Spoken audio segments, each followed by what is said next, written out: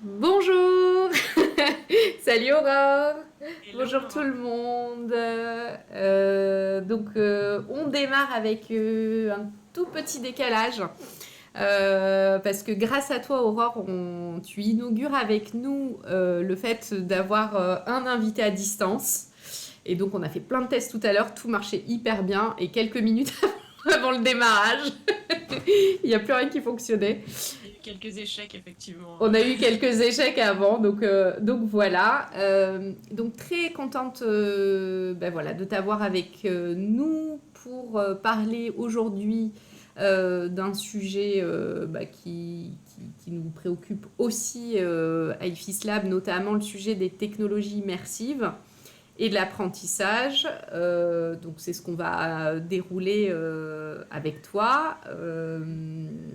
Et pourquoi est-ce qu'on s'intéresse aux techno immersives? Parce que dans techno immersive, il y a immersion.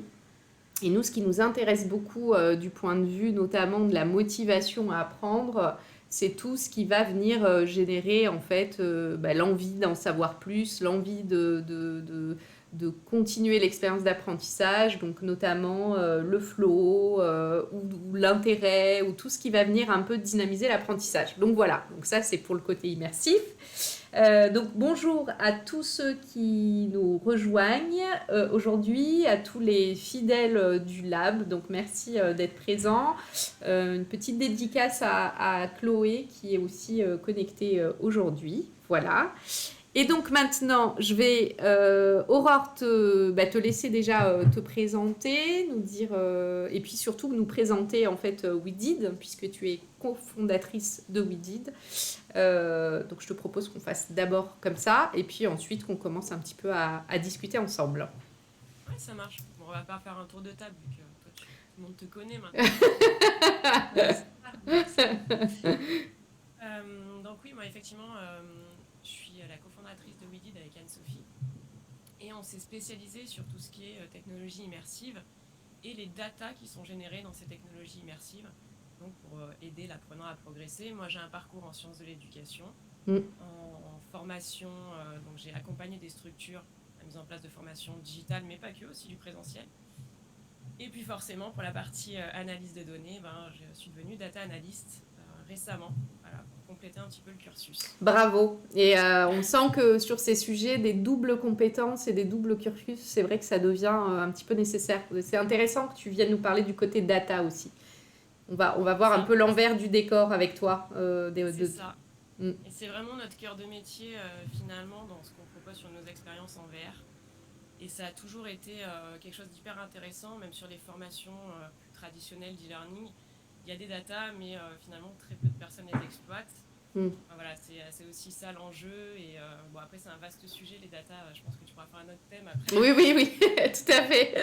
Et Euh, après, sur la structure, et après, je te laisserai poser des questions. Nous, on a trois spécialités, c'est qu'on fait du conseil et de la formation. Après, on a notre plateforme d'hébergement de contenu dédiée au contenu en réalité virtuelle, justement pour faire remonter ces fameuses datas d'apprentissage. Et on crée des contenus en VR également, mais pas que. Enfin, on est aussi un peu plus large sur le spectre de l'e-learning. Très bien. VR, c'est quoi? Alors, réalité virtuelle, j'ai bon ou pas? Donc Alors dis-nous, après, qu'est-ce que c'est qu'une expérience de formation en réalité virtuelle? Voilà, si on essaye d'expliquer ça, qu'est-ce que c'est, d'où ça vient? Bon, on sait qu'il y a quand même pas mal d'expériences, en tout cas de réalité virtuelle. Je vais en parler tout de suite. Dans les jeux vidéo, c'est quand même des choses qui sont très développées, mais en formation, qu'est-ce que ça veut dire? en formation, il y a deux types de contenus qu'on va retrouver, ce qu'on appelle les soft skills, donc c'est les compétences molles entre guillemets, mais ça va être plutôt tout ce qui est prise de parole en public, par exemple, sur lequel nous on a pas mal travaillé, et les hard skills, où là c'est des compétences métiers. Il y a énormément de contenu sur les compétences métiers parce que la réalité virtuelle permet de reproduire des situations qui sont du réel et on se projette dedans. Donc on va faire les actions. Et c'est là tout l'intérêt de la réalité virtuelle, c'est de pouvoir faire des actions et de se projeter dans un environnement autre que celui, par exemple, là, je suis chez moi. Si je veux m'entraîner à pitcher, je vais le faire devant mon miroir. Je je vais le faire avec quelqu'un que je connais, etc.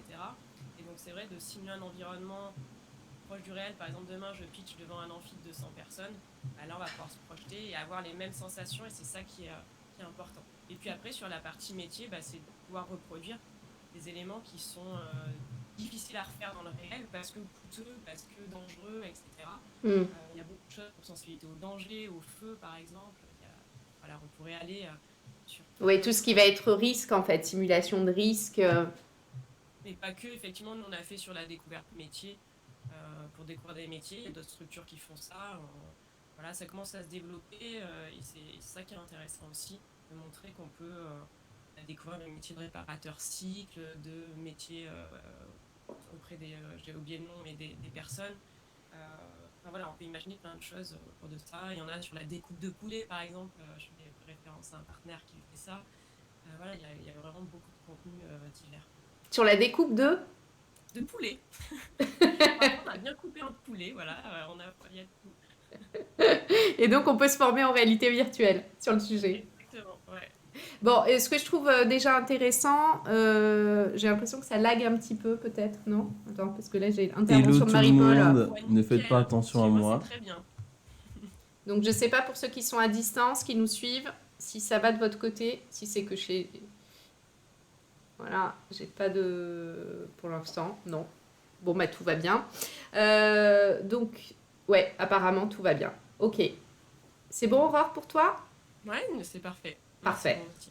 Super. Donc oui, tu as fait une distinction entre finalement deux catégories de compétences hein, sur lesquelles en tout cas aujourd'hui, effectivement, quand on parle d'utilisation de la réalité virtuelle, tu parlais des soft skills, donc de tout ce qui va être, et qui finalement aujourd'hui sont plutôt des compétences qui sont assez stratégiques en fait, hein, c'est-à-dire que tout ce qui va relever des compétences liées au savoir-être, hein, si on essaye de le distinguer comme ça, et puis des compétences qui vont être plus liées effectivement aux compétences métiers. Donc nous, par exemple, on peut se projeter dans notre secteur sur tout ce qui va se passer sur des sites de production. On va essayer de simuler en fait des environnements de travail. Donc ça, c'est un petit peu les deux pôles en fait hein, sur lesquels effectivement on peut avoir des exemples de déploiement de VR.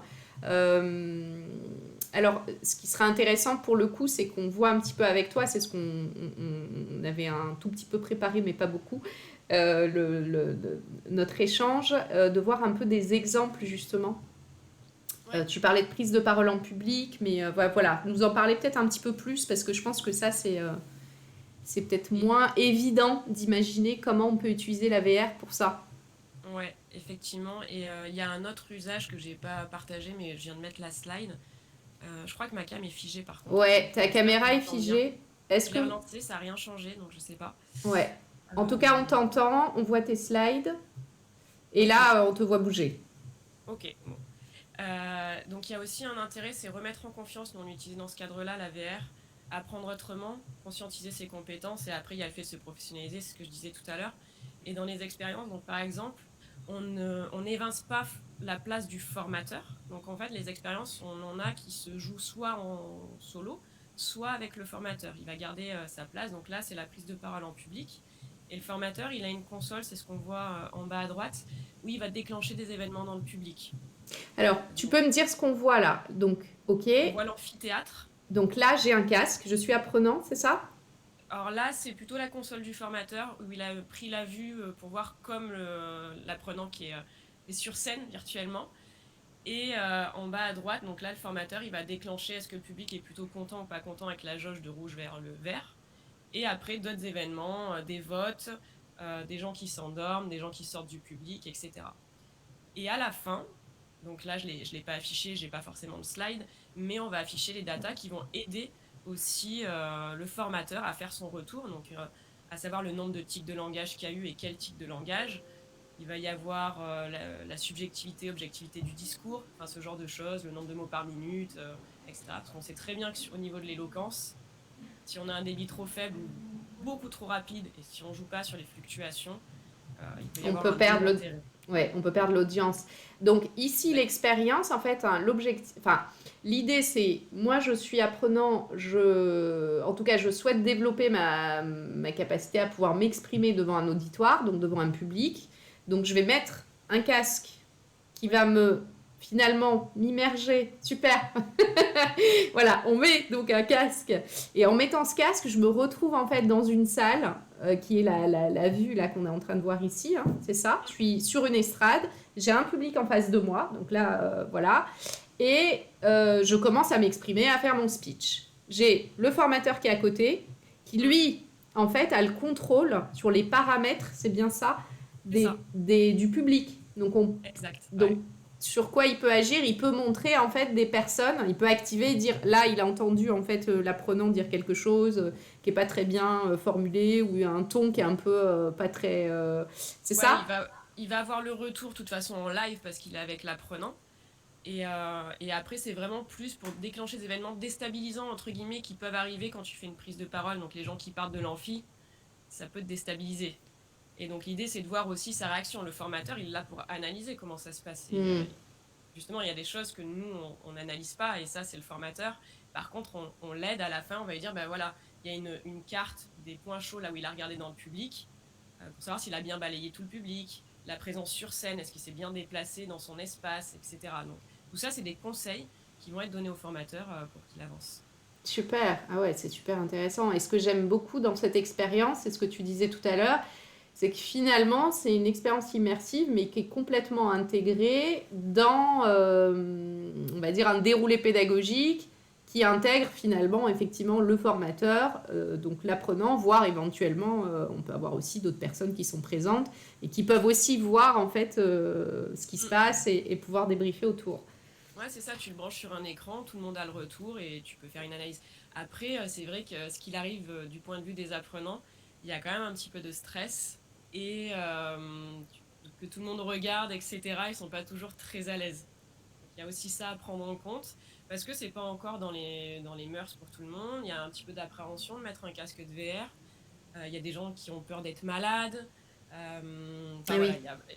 il y a pas mal de choses là-dessus, ce qu'on appelle le motion sickness, donc le mal Mm. des transports, qui n'est pas, pour avoir fait tester quand même à pas mal de personnes, c'est assez rare que ça arrive, surtout quand dans l'expérience, c'est toi qui génères le mouvement en fait. Mm. Si c'est quelque chose qui bouge dans l'environnement, oui, ça peut rendre malade parfois, Mais si c'est toi qui es à mais l'origine, en fait, c'est c'est beaucoup ça, plus naturel. C'est ça, c'est que ça correspond exactement. plus à ce qu'on a l'habitude de vivre. Là, on se déplace avec notre propre corps. On n'est pas en train de se téléporter comme ça peut être dans certaines expériences et certains sont malades à cause de ça. Là, c'est vraiment notre propre corps. Donc, on a, on n'a pas ce problème, quoi. Et donc, ce qui veut dire qu'en amont de ce type d'expérience, comment est-ce que on prépare à l'utilisation du casque? Est-ce qu'il y a une petite séquence en amont pour Pas vraiment pour l'apprenant. Là, c'est assez simple. On met le casque, il va être sur scène, il va choisir son avatar. Et le formateur, lui, il va déclencher le temps de présentation entre 1 et 20 minutes de prise de ouais. parole, le nombre de personnes qu'il y a dans le public, et s'il y a une présentation ou pas. Donc la seule chose qu'aurait à présenter finalement l'apprenant, c'est son PDF pour qu'il soit importé par le formateur. Et devant, là, on voit le retour écran. Et Mhm. derrière, il y a une grosse projection finalement de nos slides. Ok. Alors, Je vois qu'il y a une ouais, il question. y a une question que je trouve très très intéressante, notamment sur la question des soft skills, puisque c'est toute la question de est-ce que finalement c'est utile d'utiliser de la VR pour travailler sur la prise de parole en public, parce que c'est un peu la Hmm. question. Est-ce que ça fait moins peur? Est-ce qu'effectivement c'est des choses que vous avez regardées un peu? Voilà, est-ce que c'est plus facile de s'entraîner d'abord sur un public qui va être simulé dans mon environnement par rapport à un public réel? Alors oui et non, j'ai envie de dire. C'est un peu une réponse de Normand, pardon, mais en gros, si on y va sans enjeu, c'est-à-dire je le fais juste pour tester, vous Mhm. n'allez pas avoir de stress. C'est comme si vous montez sur une salle, enfin sur une scène dans une salle juste pour voir ce que ça fait. Bon, il n'y aura pas vraiment d'enjeu. Par contre, si vous savez que vous avez une présentation dans une semaine, que vous mettez vos slides et que là vous vous entraînez, vous allez ressentir le même stress. Ouais. Parce qu'il y a un enjeu, il y a une projection mentale, mine de rien, et vous avez l'amphi face à vous et là ça le fait. On l'avait testé plein de fois, on le fait dans le cadre de formation en présentiel et effectivement il y a quand même cet enjeu-là. Et sur une autre expérience que j'ai fait tester à une soixantaine de jeunes, c'est l'entretien de recrutement, une autre simulation que l'on a. Et Mhm. les jeunes avaient vraiment cette appréhension-là. Ils ne pensaient pas en disant ah ouais, j'étais stressée comme en vrai. C'est impressionnant, alors qu'effectivement, c'est des avatars, pas forcément réalistes, mais il y a quand même une projection, le cerveau arrive assez bien à se projeter. Ouais, moi, ce que je trouve aussi quand même intéressant, c'est que là, il y a vraiment effectivement cet entraînement, c'est-à-dire qu'on peut simuler des réactions. Je pense que peut-être par rapport à, parce que bon, on peut se dire aussi pour réunir un public aussi important pour pouvoir s'entraîner, c'est peut-être pas toujours évident non plus de pouvoir faire face en fait à la scène en tant que telle, quoi. Mm. N'hésitez pas, hein, s'il y a d'autres questions sur le chat du stream, on est là, on vous écoute. On répond, on est là pour discuter. Et on est là pour discuter. Je crois qu'il y avait d'autres choses, d'autres expériences qu'on avait un petit peu vues ensemble aussi, qui pourraient pour C'est continuer un à peu développer. Ouais, c'est un peu le même style, celle que je suis en train de montrer. Là, c'est pour pitcher entre 30 secondes et 1 minute. Alors, on a modélisé quelqu'un qui ressemble à Monsieur Obama. Chez nous, c'est Borock, voilà, pour les intimes. Et, et en gros, là, l'idée est de faire un elevator pitch. Ouais. Et pareil, sans solo, par contre, c'est pas avec un formateur, celui-là. C'est plus soi-même. J'ai besoin de pitcher mon projet de manière impromptue. Je rencontre quelqu'un dans l'ascenseur, donc je rentre dans l'ascenseur. Je mets mon étage, ce qui va définir le temps de prise de parole. Et là, après, je m'auto-analyse. En fait, à chaque fois, le principe, c'est je vais avoir des datas et je vais revoir mon avatar et me réentendre. Et ça, on l'a aussi dans le mode avec le coach. Pour faire pointer aussi des éléments. Ah bah, à cet endroit-là, dans ta présentation, ah, l'élévateur pitch fait des émus. Ouais, c'est top. Moi, j'adore. Mais du coup, ok. Donc, si on se forme tout seul, admettons, donc j'ai mon casque, j'ai l'expérience. Là, j'ai pas de coach, d'accord? Je suis en solo formation. Ouais. Donc, il faut quand même effectivement que j'ai un cadre, un objectif, parce que sinon, ça n'a pas trop de sens. 60 secondes pour convaincre voilà, de mon projet ou Je fais mon speech. Donc, je peux me revoir, ok, mais c'est quoi les datas que je vais générer et sur lesquelles je vais pouvoir éventuellement retravailler? Ouais, Qu'est-ce que alors je vais pouvoir voir? je suis pas sûre que sur la présentation, j'ai mis. Alors, je passe vite, désolé les slides.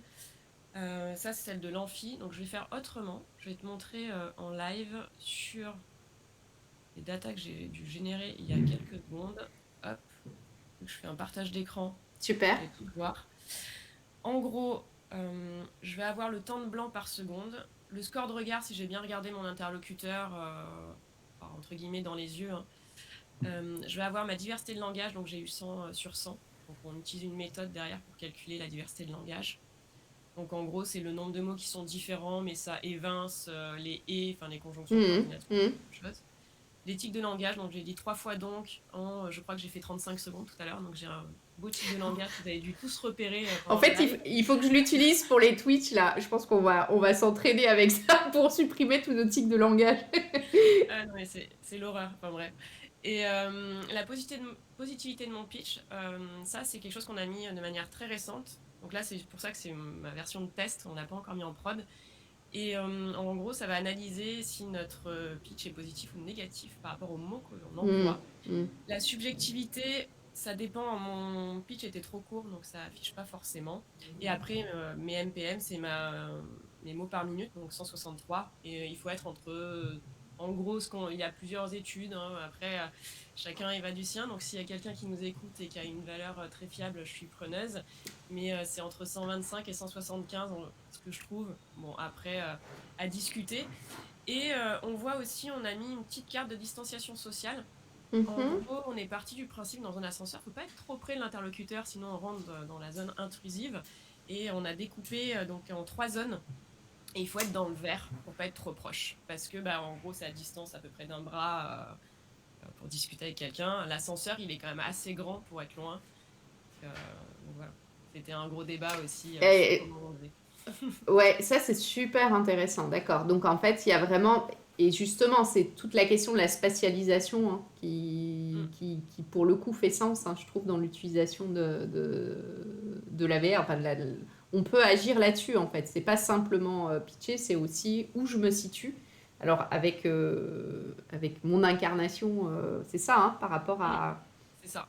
Mm. Ok. Et après, on se revoit. Donc, en fait, on est dans le corps de Barack Obama. Et on va revoir notre avatar pitché, etc. Donc Donc ça, c'est intéressant. Alors, il y a une question, mais je crois que j'ai pas compris. Moi non plus. Il existe ce cas de solo formation avec un équipement aussi cher. Alors, l'équipement, nous, effectivement, on n'est pas sur des casques autonomes. Donc, pour venir un petit peu sur le prix, donc c'est bien un Quest 2G, mais on l'utilise en mode filaire parce que, mine de rien, on a des expériences qui sont graphiquement un peu élevées. Donc, on a besoin d'un PC de VR qui coûte 1 300 € le PC. Pour donner, voilà, et on développe avec ça aussi. Il faut une bonne carte graphique. Et sur le casque, le Quest, il est, ou même d'autres casques autonomes, mais qu'on peut utiliser en filaire, sont autour des 400 €. Donc ça fait un équipement à 1 700 €. Effectivement, notre cible, pour enlever tout débat, c'est pas les particuliers aujourd'hui, même s'ils peuvent. On fait des partenariats avec des salles de VR pour aller s'entraîner. Justement, il y a notre plateforme qui est à disposition de salles de VR. Et après, c'est les entreprises. Donc, le but, c'est que les entreprises, vous puissiez aller vous entraîner autant de fois que vous vouliez, qu'il y ait un poste. Donc, après, il n'y a pas vraiment de limite. Donc, je ne sais pas si je réponds bien à la question qui a été posée, j'espère. En tout cas, tu nous as donné des éléments de prix. Je trouve que c'est intéressant aussi. Et ça, c'est aussi des choses qu'on... Sur la question de la démocratisation aussi de la réalité virtuelle, enfin ces dernières années, moi je sais que ça fait déjà, enfin toi ça fait déjà quand même quelques temps que tu es sur le sujet, on s'était rencontrés il y a déjà quelques années aussi, et on voit qu'on a aujourd'hui des solutions voilà, qui commencent à devenir effectivement accessibles. Peut-être que, alors du coup tout à l'heure tu as un petit peu spoilé, mais parce que je t'ai posé cette question, donc je veux bien que tu reviennes à ton écran, parce que, donc, j'ai quand même vu un vélo, on est d'accord? Oui, t'as pas rêvé.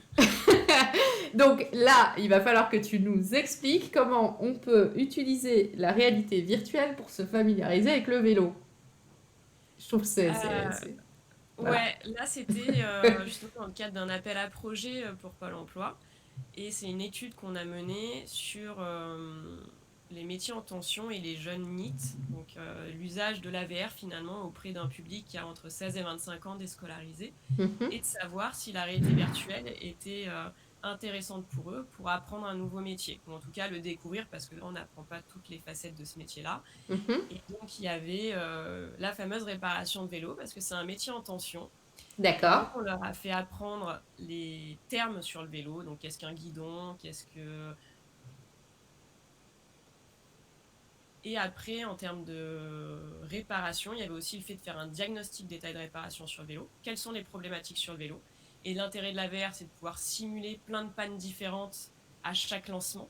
Donc, ça, c'est D'accord. aussi un aspect hyper intéressant. Et après, de changer une pédale, changer des patins de frein. Je me fais éblouir par le soleil, je suis désolée.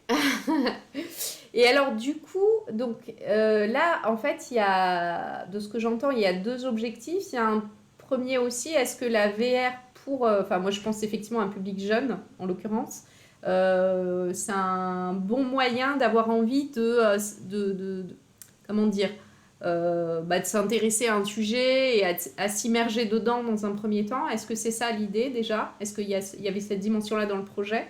Et puis Alors, ensuite, je vois bien l'autre dimension qui est effectivement le fait de pouvoir ensuite simuler. C'est ce qu'on retrouve, hein, enfin voilà, simuler des pannes, etc., etc. Est-ce que... Alors sur le projet, l'étude était vraiment basée sur le fait est-ce que la VR est plus efficace pour apprendre que une formation e-learning sur un métier donné, et qui n'avait pas forcément d'intérêt pour ces jeunes. Donc ça a été imposé entre guillemets. Il y a eu 4 groupes, enfin voilà, c'était une étude, il y a eu 4 groupes différents, un groupe contrôle, un groupe qui avait que de la VR, un groupe qui avait de l'e-learning, un groupe e-learning plus VR. Et Et l'idée donc, était de voir vraiment si la VR était efficace pour apprendre, s'ils ok, avaient un meilleur score à la fin sur leur apprentissage. Pardon. ok. Et donc, indépendamment de leur motivation de départ à pouvoir rentrer dans le dispositif, c'est ça que tu es en train de dire. Ouais. Ok, ok. Et donc, du coup, vous avez comparé en fait ces quatre groupes du point de vue du résultat des apprentissages. Oui, c'est ça. Donc il y a eu un questionnaire avant et un questionnaire à la fin, après être passé dans les différents dispositifs. Et D'accord. c'était exactement le même. Les contenus de formation e-learning et contenus vélo reprenaient exactement les mêmes éléments, justement pour comparer si ils avaient mieux mémorisé les noms des éléments sur le vélo, s'ils avaient mieux mémorisé les étapes de réparation, etc. Et surtout, après, nous, sur place, c'était de voir aussi leurs réactions et qu'est-ce qui se passait dans l'apprentissage. Alors forcément, il y a un petit peu d'attrait pour la VR, mais il y en a qui qui sont pas forcément adeptes non plus. Il y en a Mhm. très peu qui connaissaient finalement sur notre groupe. Il y en a un peu moins de 60, mais il y en avait un qui avait un casque, D'accord. qui jouait, etc., qui était très à l'aise. Après, Mhm. il y en a qui étaient curieux. Et le vélo, c'était pas forcément leur cam, hein, clairement. Même si on avait la moitié dans notre panel qui avait un vélo, Mhm. ou qui avait au moins, certains avaient déjà réparé même un vélo chez eux. Et c'est vrai que ce qui était intéressant, c'est de voir que certains qui avaient des troubles 10, par exemple, Mhm. c'était complètement effacé dans le cadre de la simulation. Il y avait de l'audio, il y avait du texte si jamais. On avait beaucoup de personnes qui n'étaient pas francophones. Et donc c'est vrai que d'avoir de l'audio plus le texte, donc ils utilisaient la manette pour lire par exemple, et je trouvais ça hyper Ah intéressant ouais. de voir qu'avec le Mhm. faisceau lumineux, ils suivaient le texte, que les troubles 10 s'effacent, que finalement, même si le vélo n'était pas leur sujet, bah, les gens ils sont restés 1 heure dans le dispositif, Mhm. alors qu'ils pouvaient le faire en plusieurs fois, mais ils faisaient tout d'une traite. Mhm. Voilà, il y a quand même des retours qui étaient hyper intéressants, et bien sûr après bah, les résultats de l'étude où la VR, alors c'est le dispositif e-learning plus VR qui a le meilleur score. Moi, c'est ce à quoi je m'attendais, parce que finalement, on couple les modalités Ouais. pédagogiques. Mhm. Après, en creusant un petit peu plus dans les résultats, c'est la VR qui a plus d'impact sur le résultat, même dans Alors, le groupe e-learning plus VR. quand tu dis résultat, est-ce que derrière, il y a une transposition réelle, c'est ça, sur le vélo? Sur un vélo réel? C'est ça que Non, tu... Non, non, c'est vraiment juste par rapport c'est au par score du rapport questionnaire. au score du questionnaire. Et Mm. ça, est-ce que c'est des choses qui... Parce que finalement, dans le dispositif, est-ce que... Comment s'articule le travail, comment dire, sur le casque versus justement ce qui se passe quand tu es sur le vélo? Est-ce que là, il y a Ben, ça, ce des... serait la deuxième étape. Je vois qu'on n'a pas pu faire, mais c'est d'envoyer quelques jeunes, finalement, dans un centre de réparation de vélo pour savoir s'ils ont bien mémorisé. En tout cas, ce qui était marquant, c'est que de faire, donc il y avait un mode guidé où ils font l'étape de réparation sur le Mhm, changement de pédale. mhm. Après, ils ont le mode pédale où il n'y a plus aucun guide. Ils étaient à 80% juste. En fait, souvent, ils oubliaient de graisser la pédale. Et ça, je trouve ça hyper bluffant parce que sur un e-learning, bien souvent, même, on l'a tous fait, hein, on suit une recette de cuisine, on suit la vidéo, bah, je vais devoir m'arrêter à chaque fois, revenir en arrière sur la Ah ouais, vidéo, là, complètement. donc là, il faut poser, il y a tant de trucs. Et finalement, c'est le fait d'avoir la vidéo une première fois, plus le texte ensuite, avec toutes les étapes, qui va nous permettre de suivre. Et de mélanger les deux, je pense que c'est un peu la clé. Ouais, c'est la question de varier un petit peu je te rejoins en fait, hein, de varier les modes d'apprentissage aussi. Mm. Je pense que ça, c'est hyper intéressant. Et du coup, par rapport à la question donc, des technologies immersives, si on prend un tout petit peu de recul là, sur les trois expériences que tu nous as montrées, euh, qu'est-ce que tu vois comme, comment dire, comme intérêt aujourd'hui à développer en fait ce type d'approche? Qu'est-ce que tu vois peut-être aussi comme périmètre de faisabilité ou comme frein, ou tu vois quel recul tu as aujourd'hui par rapport à ces technos? Moi, je pense que le frein, il est essentiellement matériel, et c'est une question qui a été soulevée tout à l'heure, parce que tout le monde n'est pas équipé, en tout cas chez soi. C'est pour ça que nous, on vise plutôt le secteur des entreprises, où le coût est beaucoup moindre pour une entreprise d'avoir un PC à disposition pour tout le monde avec le casque, très clairement. Sur les types de création de contenu, je pense que la limite, elle est propre à notre imagination, entre guillemets, et des usages qu'on veut en faire. Hmm. Nous, effectivement, ça a été soulevé, on l'utilise pour des cas en autonomie, pour s'entraîner tout seul, ce qui n'empêche pas d'être dans le cadre d'une formation présentielle et de continuer à s'entraîner après cette fameuse formation. Il y a le mode en duo où là, le formateur, il a complètement sa place. Et même sur des éléments en solo, nous, on l'utilise dans le cadre de présentiel. Par exemple, l'élévateur pitch, Hmm. on va l'utiliser dans le cadre de formation présentielle. Hmm. Après, c'est vraiment l'usage qu'on en fait.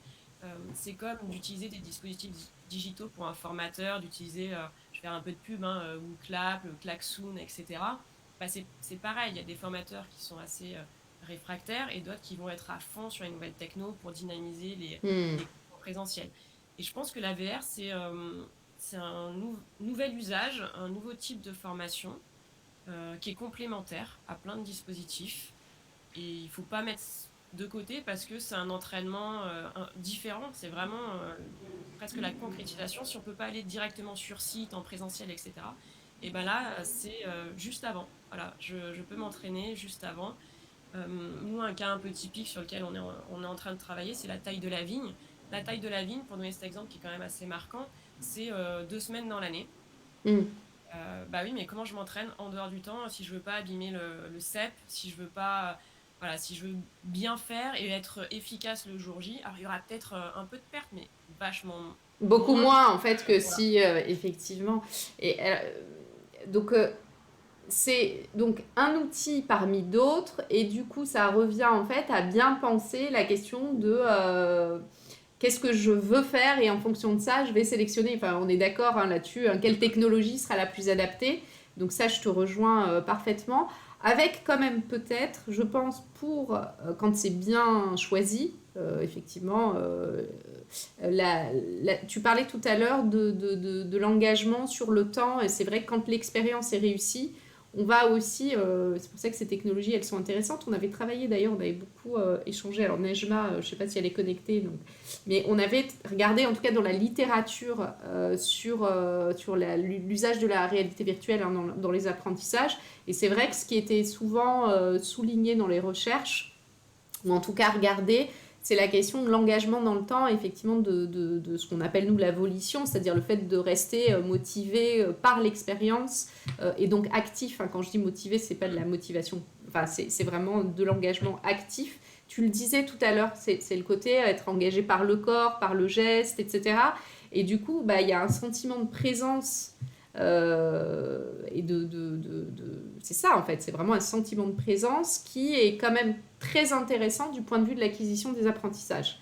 Voilà, sous réserve que effectivement l'expérience fait sens par rapport à l'objectif, sinon bon, on passe à côté. Mais il me semble qu'il y a quand même cette dimension-là en plus. Toi, pour le coup, qui connais bien bah, justement les autres formats pédagogiques. Oui. Mais en fait, c'est ça. La réalité virtuelle te permet d'avoir plusieurs mémoires finalement. Tu as auditive, visuelle et tu as le corps. Parce que tu vas faire des actions, tu vas bouger, tu vas regarder, tu vas analyser aussi. Par exemple, sur le vélo, la pièce, elle va venir devant nous, on va pouvoir la tourner dans tous les sens, la pièce, pour regarder comment elle est structurée.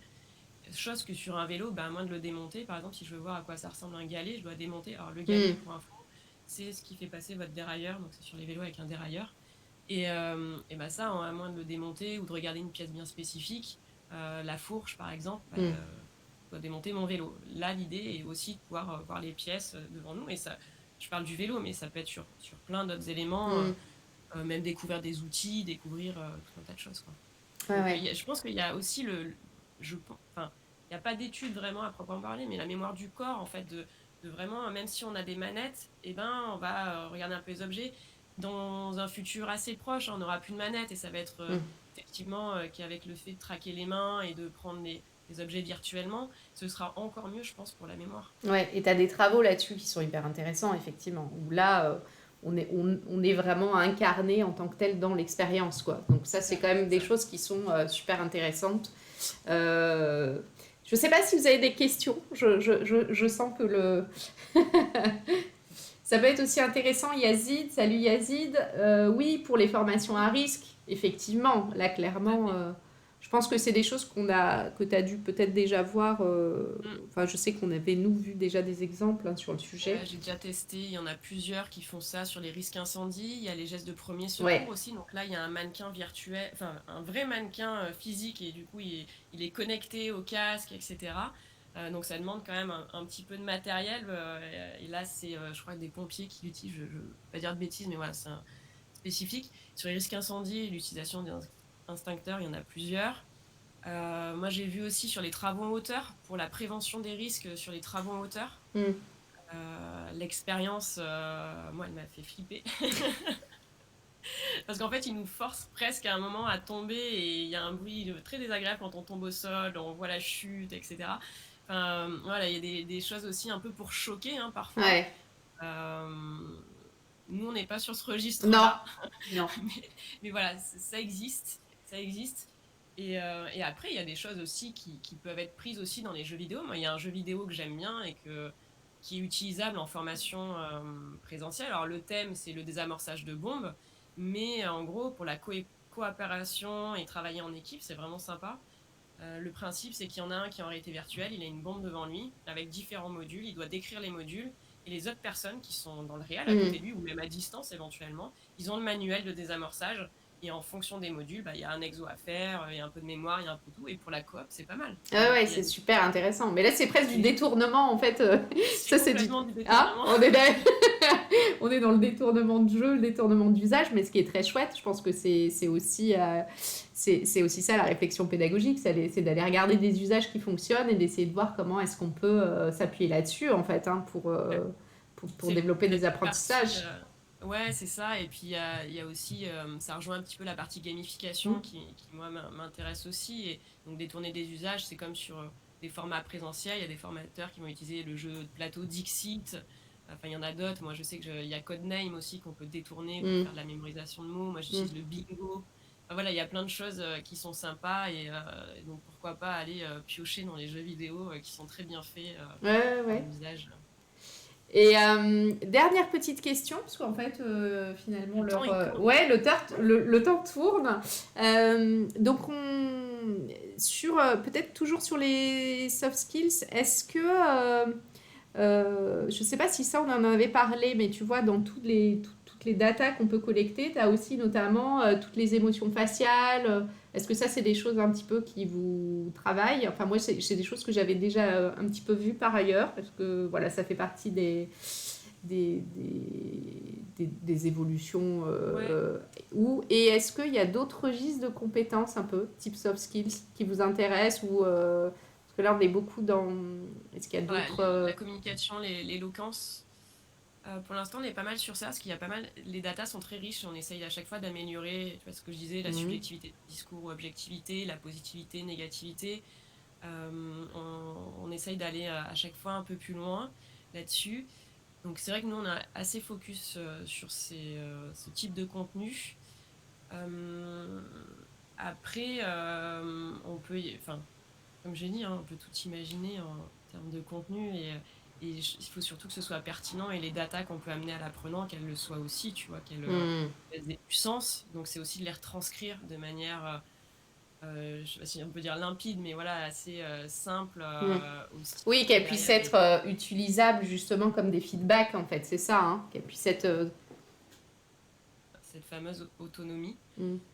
Euh, et je crois que j'ai oublié l'autre bout de ta question, mais Non, c'était de savoir un petit peu, voilà, quelles sont, dans vos perspectives, un petit peu les autres soft skills qui vous intéressent aujourd'hui. Est-ce que, je te dis ça comme ça, c'est vrai que j'ai pas réfléchi et on pourra poursuivre, je pense, un prochain Twitch, mais voilà, des compétences du style apprendre à apprendre, des compétences du style résoudre des problèmes, des compétences, tu vois, des choses un petit peu comme ça qui sont pas tout à fait les mêmes que celles qu'on a évoquées ici, mais où on imagine bien que la simulation ou la réalité virtuelle pourrait être intéressante. hmm. Voilà. Après, ouais, il faut imaginer des scénarios effectivement sur lesquels tu veux travailler quelque chose un peu spécifique. Nous, on est vraiment sur des contenus qui sont transverses entre guillemets. On veut que ce soit utilisable. Enfin, c'est ce qu'on appelle un catalogue un peu sur étagère, c'est qu'il y ait pas, ce soit pas typé sur un métier donné. Alors oui, il y a la découverte du vélo, mais c'est plus pour une cible justement Hmm. découvrir un nouveau métier. Il pourrait y avoir plein d'autres découvertes de métiers. Et c'est pour ça qu'on est allé sur la communication qui nous semblait quand même bien transverse. Mais effectivement, ça peut être aussi sur la partie logique, travailler sa logique. On peut imaginer des choses un peu comme ça que perso j'aime beaucoup. Donc Hmm. après, ça n'intéresse pas tout le monde. Hein, donc évidemment, Il faut vraiment, s'il réfléchir. y en a qui veulent des contenus, mettez-le dans le chat. On va y réfléchir après. Bah, en tout cas, là, on a déjà des commandes difficiles. Là, il y en a plein qui veulent tester. Je vois passer des choses. Donc, je pense que, à mon avis, on fera des petits tests et on pourra aussi faire des restitutions en live Twitch. Ça pourrait être super chouette si tu es d'accord, Ah Aurore. bah oui, carrément, ouais. Ouais. Donc voilà, écoute, je vais te remercier. Je te remercie beaucoup, beaucoup, beaucoup pour ta présence, pour ce partage d'expérience, ce partage de cas d'usage. Ça nous donne vraiment matière, je trouve, à bien nous projeter sur comment on peut utiliser ça dans le cas des soft skills. Vraiment, ça, je suis très contente. Donc voilà, merci. Merci. Merci à toi. Il y a une dernière question, je crois. Est-ce que les apprenants et formateurs font souvent le même constat que celui remonté par les data? Ah, C'est une très bonne question, très intéressante. L'éthique, déjà, oui. Parce que ça va juste finalement les compter. Et ça permet d'avoir quelque chose d'un peu plus tangible. Et le fait de revoir l'apprenant qui est sur scène, etc., ça permet aussi d'apporter une autre vision pour l'apprenant, de se réentendre, de repérer l'éthique de langage qu'il a évoqué.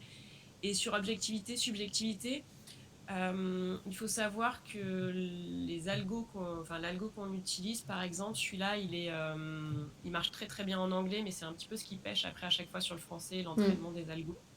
Mais on y travaille. Et après, les mots par minute, etc.